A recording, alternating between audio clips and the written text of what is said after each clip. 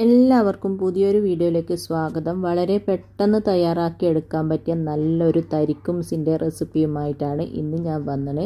വീട്ടിലുള്ള കുറഞ്ഞ ചേരുവകൾ കൊണ്ട് വൈകുന്നേരത്തെ ചായക്കായാലും പെട്ടെന്നൊരു ഗസ്റ്റെല്ലാം വരുന്നുണ്ട് എന്ന് പറയുമ്പോൾ പെട്ടെന്ന് റെഡിയാക്കി എടുക്കാനും കൂടെ പറ്റിയ നല്ലൊരു ചായക്ക് കടിയാണ് ഈ ഒരു തരിക്കുംസ്. ഉണ്ടാക്കാൻ നല്ല ഈസിയും നല്ല സോഫ്റ്റുമാണിത്. അപ്പോൾ നമുക്ക് വേഗം തന്നെ നോക്കാം എങ്ങനെയാണ് ഇത് ഉണ്ടാക്കുന്നതെന്ന്. അതിന് മുമ്പായിട്ട് ആരെങ്കിലും സബ്സ്ക്രൈബ് ചെയ്യാതെ വീഡിയോ കാണുന്നുണ്ടെങ്കിൽ, അതുപോലെ എൻ്റെ വീഡിയോ ഇഷ്ടപ്പെടുകയാണെങ്കിൽ മറക്കാതെ ഒന്ന് സബ്സ്ക്രൈബ് ചെയ്ത് സപ്പോർട്ട് ചെയ്യണേ.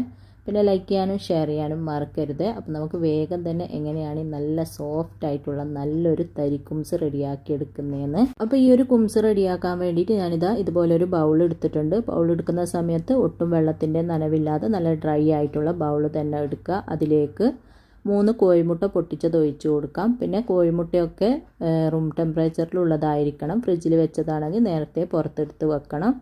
ഇനി ഇതിലേക്ക് 1/2 കപ്പ് പഞ്ചസാരയും 1/2 ടീസ്പൂൺ ഏലക്കാപ്പൊടിയും കൂടെ ചേർത്തിട്ട് നന്നായിട്ട് ബീറ്റ് ചെയ്ത് നല്ല ക്രീം പരുവത്തിലാക്കിയെടുക്കാം. കയ്യിൽ ഇങ്ങനത്തെ ബീറ്റർ ഉണ്ടെങ്കിൽ ബീറ്റർ വെച്ചിട്ട് ബീറ്റ് ചെയ്തെടുക്കുക. അല്ലെങ്കിൽ ബിസ്കോ കയ്യിലോ അങ്ങനെ എന്തെങ്കിലും വെച്ചിട്ട് നന്നായിട്ട് ബീറ്റ് ചെയ്ത് നന്നായിട്ട് പതപ്പിച്ചെടുക്കണം.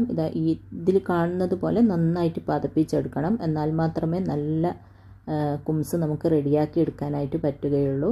ആദ്യം സ്പീഡ് കുറച്ചിട്ട് ബീറ്റ് ചെയ്യുക. പിന്നെ സ്പീഡ് കൂട്ടി നിങ്ങളെ ബീറ്ററിന് എത്രയാണോ സ്പീഡ് ഉള്ളത് അതുവരെ കൂട്ടി നന്നായിട്ട് ബീറ്റ് ചെയ്ത് ഒരു 10 മിനിറ്റോളം ബീറ്റ് ചെയ്യുമ്പോഴത്തേക്ക് ഇതുപോലെ നന്നായിട്ട് പതഞ്ഞ് ക്രീം പരുവത്തിൽ ആയി കിട്ടും. അപ്പോൾ ഇതുപോലെ നന്നായിട്ട് പതഞ്ഞ് ക്രീം പരുവത്തിൽ ആയിട്ടുണ്ട്. ഈ ഒരു രീതിയിലാണ് ബീറ്റ് ചെയ്തെടുക്കേണ്ടത്. ഇനി ഇതിലേക്ക് 1/2 കപ്പ് മൈദപ്പൊടിയാണ് ഞാൻ ചേർത്ത് കൊടുക്കുന്നത്. 125 ml കപ്പാണ് കേട്ടോ ഇത്, 1/2 കപ്പ്. ഇനി ഇതിലേക്ക് 1/2 കപ്പ് റവയും കൂടെ ചേർത്ത് കൊടുക്കാം. റവ എടുക്കുന്ന സമയത്ത് വറുത്ത റവ തന്നെ എടുക്കുക. പിന്നെ മെഷറിംഗ് കപ്പ് തന്നെ വേണമെന്നൊന്നുമില്ല. നിങ്ങൾ ഒരു ഗ്ലാസ്സിനാണ് അളന്നിട്ട് ചേർക്കുന്നതെങ്കിൽ 1/2 ഗ്ലാസ് മൈദയും 1/2 ഗ്ലാസ് റവയും ചേർത്ത് കൊടുത്താൽ മതി. പിന്നെ 1/4 കപ്പ് ഓയിലും കൂടെ ചേർത്ത് കൊടുക്കാം. ഏതെങ്കിലും സൺഫ്ലവർ ഓയിൽ എടുത്താൽ മതി, വെളിച്ചെണ്ണ എടുക്കരുത്, ഓയിൽ തന്നെ എടുക്കുക.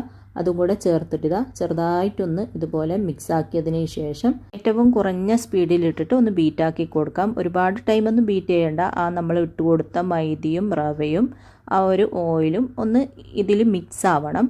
ആ ഒരു ടൈം വരെ മാത്രം ബീറ്റ് ചെയ്ത് കൊടുക്കുക. 1 മിനിറ്റിലും കുറവായിട്ട് ബീറ്റ് ചെയ്ത് കൊടുത്താൽ മതി. ഒരുപാട് ടൈം ബീറ്റ് ചെയ്ത് കഴിഞ്ഞാൽ നന്നായിട്ട് ആ പതയങ്ങ് താണു പോയി കഴിഞ്ഞാൽ പിന്നെ നമ്മുടെ ആ ഒരു കുംസ് നന്നായിട്ട് പൊങ്ങി കിട്ടൂല. അഥവാ ഇങ്ങനെ ബീറ്റർ കൊണ്ട് ബീറ്റ് ചെയ്യുന്നില്ലെങ്കിൽ കയ്യിൽ വെച്ചിട്ടോ അല്ലെങ്കിൽ സ്പാച്ചില വെച്ചിട്ടോ ബിസ്ക് വെച്ചിട്ടോ ഒന്ന് ചെറുതായിട്ട് ഫോൾഡ് ചെയ്ത് എടുത്താലും മതി. ഏതാണോ എളുപ്പം അതുപോലെ ചെയ്യുക. അങ്ങനെ ചെറുതായിട്ടൊന്ന് ബീറ്റ് ചെയ്ത് കൊടുത്തിട്ടുണ്ട്. ഇനിയൊരു സ്പാച്ചില വെച്ചിട്ട് അതിൻ്റെ സൈഡിലായതൊക്കെ ഇതിലേക്ക് ആക്കിയിട്ട് ചെറുതായിട്ടൊന്ന് ഇതുപോലെ ഒന്ന് മിക്സ് ആക്കി കൊടുക്കുക.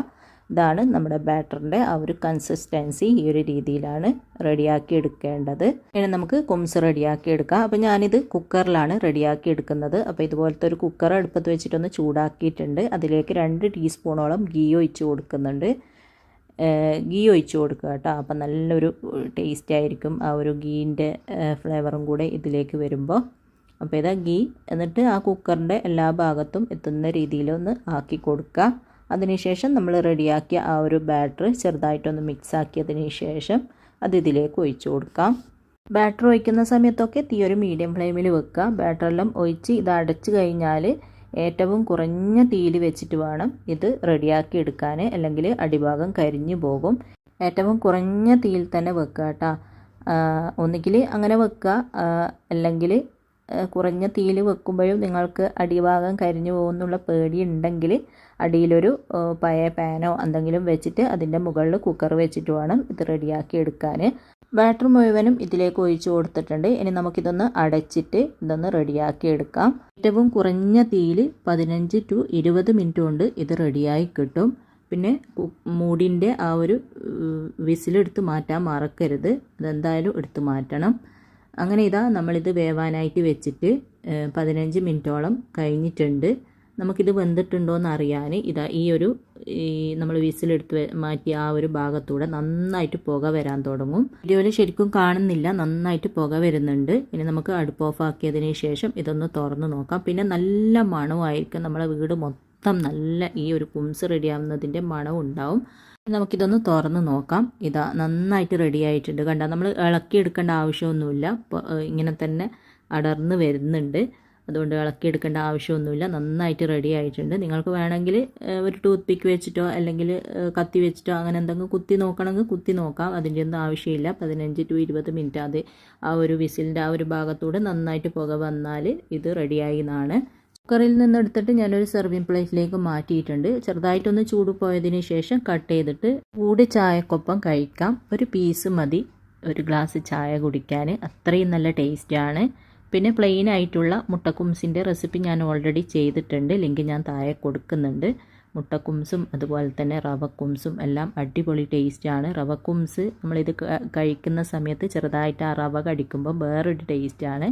അപ്പോൾ എല്ലാവരും ഉണ്ടാക്കി നോക്കുക. ഇൻഷാ അല്ലാഹ് അടുത്ത പുതിയ റെസിപ്പിയുമായിട്ട് നമുക്ക് വീണ്ടും കാണാം.